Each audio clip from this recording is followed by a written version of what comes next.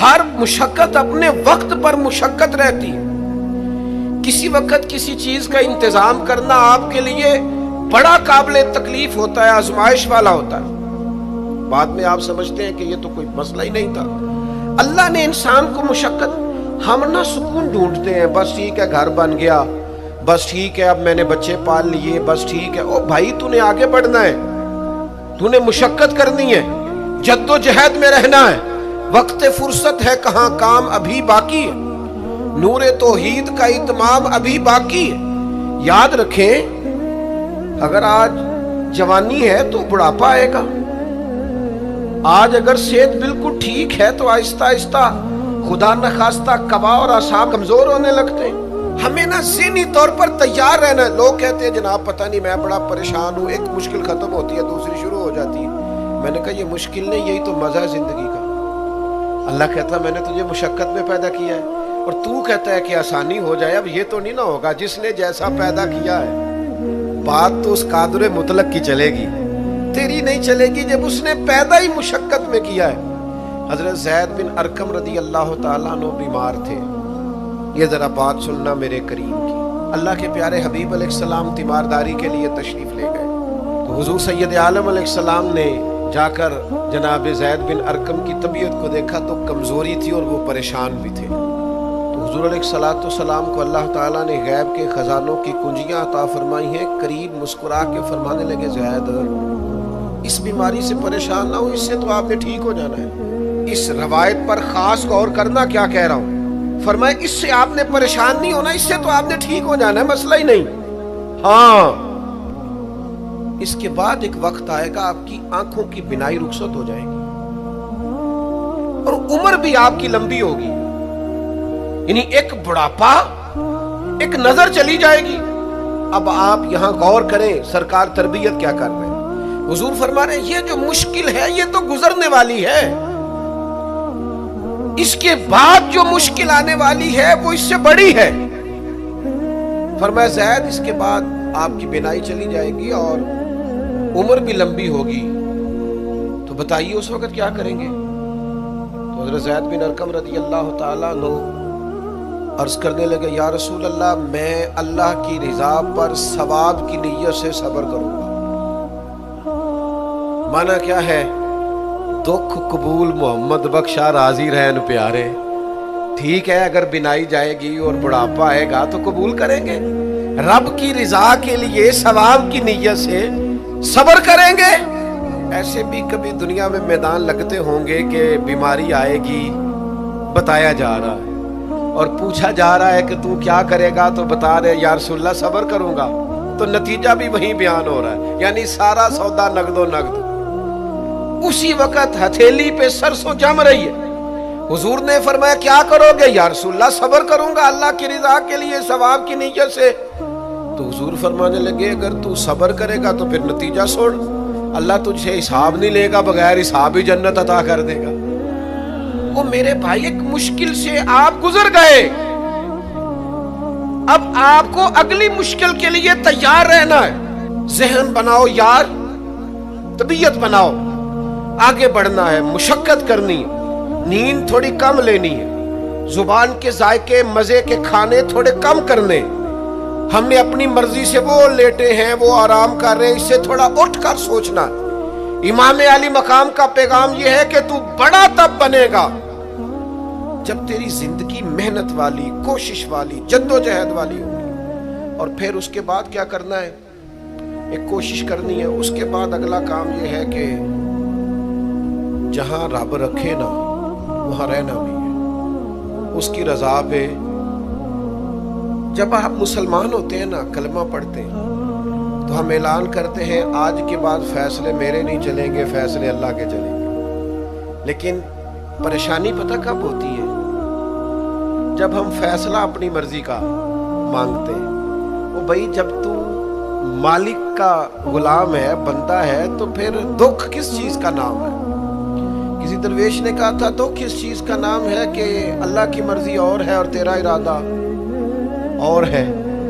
تو کہتا ہے بات اس طرح بنے جس طرح میں چاہتا ہوں، اور رب کہتا ہے نہیں میں نے فیصلہ کر لیا ہے. پھر تو دکھی ہوتا ہے सुखी भला कौन होता है? जो रब कर दे वो कहे बिल्कुल ठीक है, वो कहे बिल्कुल। और कुरान मजीद ने इसे बयान किया, रदी अल्लाहु अन्हुम व रदू अन। ये करबला का दूसरा पहलू, एक पहलू मुशक्कत जद्दोजहद, एक पहलू ये कि रदी अल्लाहु अन्हुम व रदू अन। अल्लाह कहता है मेरे बंदों की शान ये है कि अल्लाह उनसे राजी है और वो अल्लाह से राजी है। अल्लाह उनसे राजी है और वो भी राजी है अल्लाह से। अल्लाह ने जहां रखा है वो अल्लाह से, एक पहलू ये है कि अल्लाह राजी हो जाए, एक पहलू ये है कि बंदा राजी हो जाए। रब फरमाता है ज़ालिकल फौजुल अज़ीम, वो अल्लाह से राजी, अल्लाह उनसे राजी, ये बहुत बड़ी कामयाबी है। इमाम मोहम्मद गजाली रहमतुल्लाह अलैह से किसी ने कहा था ज्यादा मुश्किल क्या है, अल्लाह का राजी होना के बंदे का? तो इमाम साहब फरमाने लगे रब तो मेहरबान ही बड़ा है, बड़ी जल्दी राजी हो जाता है। दो सिर्फ आंसू बहाए सच्ची तौबा के मालिक राजी है। किसी गरीब की मदद कर दे इखलास से अल्लाह राजी है, अल्लाह तो जल्दी राजी हो जाता है। मुश्किल ये है कि बंदा नहीं राजी होता। ये इसने हर रोज एक नई उम्मीद लगाई हुई है, हर रोज इसका नया रंग है, ये राजी नहीं होता। हजरत मूसा अलैहिस्सलाम ने अल्लाह की बारगाह में अर्ज की, मालिक मेरी कौम ये अर्ज करती है कि तू बता तू हमसे कैसे राजी होगा। हजरत मूसा अपनी कौम की अर्ज लेकर मालिक की बारगाह में कोहे तूर पे हाजिर है। ओ यारो इसे दिल की तख्ती पे लिख लेना। अर्ज की मालिक मेरी कौम कहती है रब करीम के हुजूर अर्ज करे कि हमें बताए हमारा रब हमसे कैसे राजी होगा। तो हजरत कलीम कहते हैं जब रब की बारगाह में अर्ज किया तो मालिक ने फरमाया उनसे जाके कहो वो मुझसे राजी हो जाए, बस वो राजी हो जाए मैं भी उनसे राजी हो जाऊंगा। हुसैन सबसे लाडले थे। हसन की भी क्या बात है, इमाम अली मकाम की क्या बात, और इमाम हुसैन सबके लाडले थे। लेकिन जब इम्तिहान देने की बारी करबला में आई तो अकेले खड़े थे, न पुश्त पर नाना, न हाथ में शेरे खुदा की उंगली, ना पलट के जाके माँ के पल्लू में छुपने का मौका, ना हसन मौजूद है कि बड़े भाई से मशवरा ले लिया जाए, कोई नहीं। ये कौन है अटा हुआ गुबार में अटा हुआ, ये नबी का नूरे ऐन है, ये बिल यकीन हुसैन है अकेले, और बाकी जितने थे वो सारे छोटे थे। बड़ा मुश्किल काम हो जाता है जब आप सबसे बड़े हो जाएं और सिर्फ आपको तसल्ली देनी है, सिर्फ आपको दूसरों को संभालना है, वो बड़ा मुश्किल मरहला होता है। लेकिन इमाम हुसैन ने इस मुश्किल मरहले को इस तरह गुजारा कि वो बड़े थे ना, बस इतना कहूंगा कि हुसैन वहां पर शुक्र करते थे जहां पर सब्र मुश्किल था, वहां पर शुक्र करते थे जहां पर सब्र मुश्किल था। जहां सब्र मुश्किल से होता है तो वहां गर्दन झुका के कहते थे आप मन्ना वसद्दकना, ठीक है दुख कबूल मोहम्मद बख्शा, बस राजी रहन प्यारे।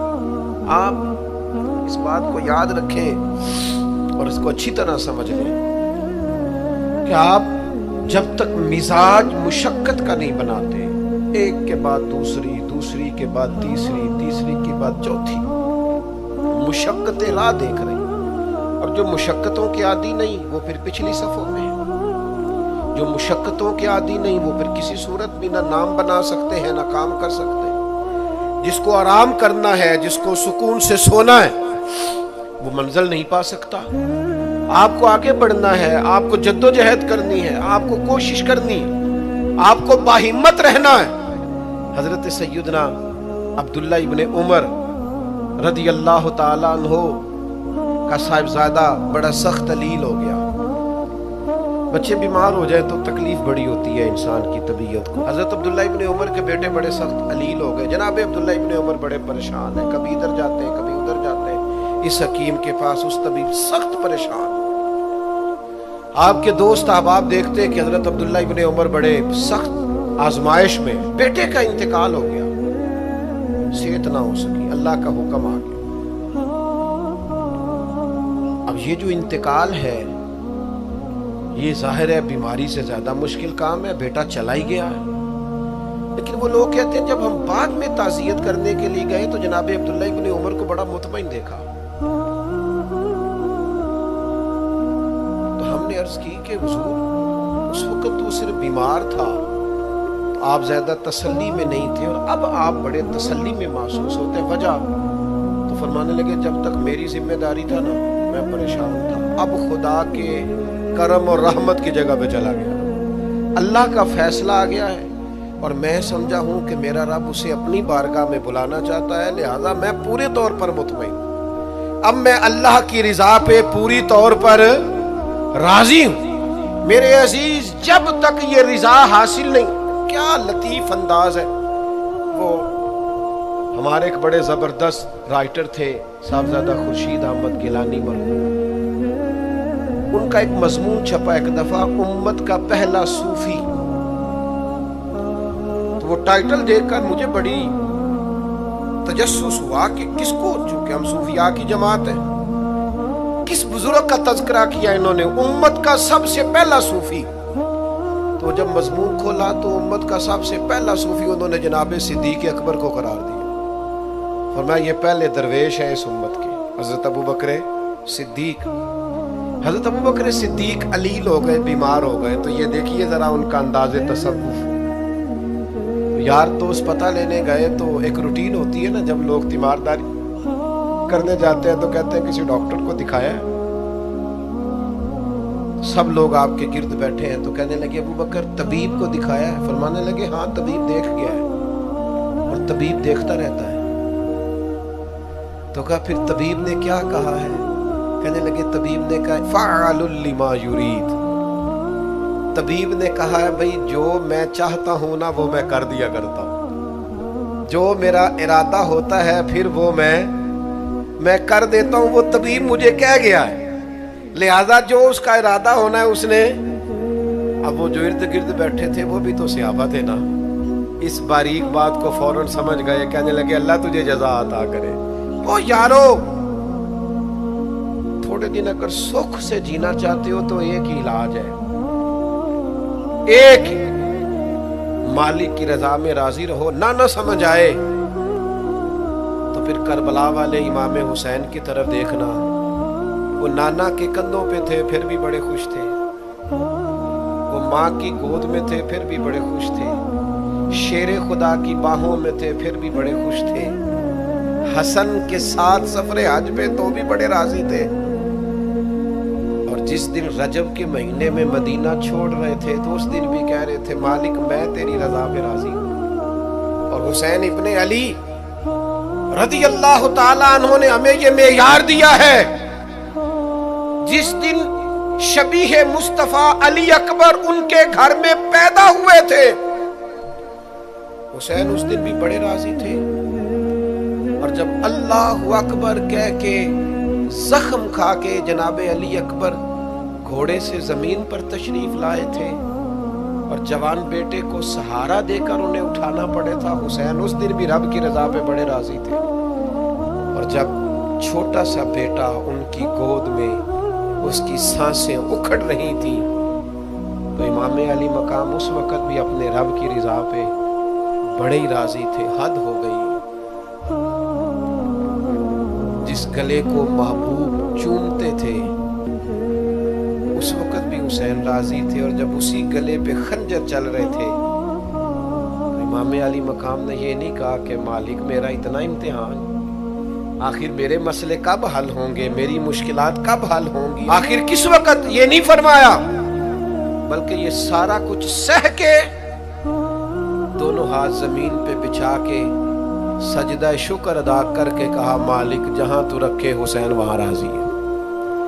इतना शिकवा है हमारी जिंदगी, आप यकीन करें उन बातों की भी दोस्त दुआ कराने आ जाते हैं जहां दिल करता है कि इन्हें समझाएं कि यार ना कहीं तो ठहरना अपने रब की रजा पे। यार देखो छोटी बात नहीं, حضرت انس بن مالک کہتے ہیں 10 سال میں نے نبی پاک کے گھر میں نوکری کی ہے. 10 سال. 1 سال کے بعد لوگ اکتا جاتے ہیں, سارا پتہ چل جاتا ہے. اس کے بعد وہ چاہتے نہیں رہتی, بندہ پرانا ہو جاتا ہے. اکرام احترام اللہ ماشاءاللہ وہ نہیں رہتا. فرماتے ہیں 10 سال حضور کے گھر میں نوکری کی, پورے 10 سال. ایک دفعہ بھی رسول پاک نے اوف نہیں کہا. فرماتے ہیں ایسا نہیں کہ کبھی کوئی ایسی بات نہیں ہوئی جس سے حضور ناراض ہو. کئی دفعہ ایسے موقع آئے, حضور نے کسی کام سے بھیجا, میں جا کے بچوں کے ساتھ کھیلنے لگا, محبوب آئے, میں ڈر گیا, لیکن حضور نے کچھ بھی نہیں کہا. مسکرا کے فرمایا تمہیں کام بھیجا تھا, کر کے کیوں نہیں آئے؟ او یار آپ ٹھہرے تو صحیح, استقامت تو ہو. ذرا سی بات پہ بلبلا اٹھنا, تڑپ جانا, ہر چیز سے الجھ جانا, یہ بندہ مومن کی شان نہیں. طاقتور زندگی گزارو, طاقتور. ایک تو یہ کہ مشقت کرنی, دوسرا اللہ کی رضا پہ راضی رہنا, اور تیسری بات یہ سوچیں کبھی ذاتی قسم کی نہیں بنانی, سوچیں ملی قسم کی, قومی آفاقی سوچیں. اتنے دوست ہماری خانقاہ سے وابستہ ہیں, یہاں کسی آستانے سے وابستہ ہیں, کچھ ہمارے پاس مدرسے میں پڑھتے ہیں, کہیں بھی آپ پڑھتے ہیں. آپ کی سوچیں جب تک ملی اور قومی نہیں ہوتی, آپ بہت زیادہ بھی باصلاحیت ہیں تو آپ کوئی کردار نہیں ادا کر سکتے. آپ کو اللہ نے جو صلاحیت دی ہے وہ دین کے لیے خرچ کریں. کوئی بھی صلاحیت ہے آپ کی, عزیز وسیع الظرفی وسیع المشرب, آپ اپنی صلاحیت سے قومی فائدہ کریں. آپ کیا مطلب ملی باتیں, چھوٹی باتیں, چھوٹا سا ذہن, چھوٹی سی بات, آپ وسیع بات کریں.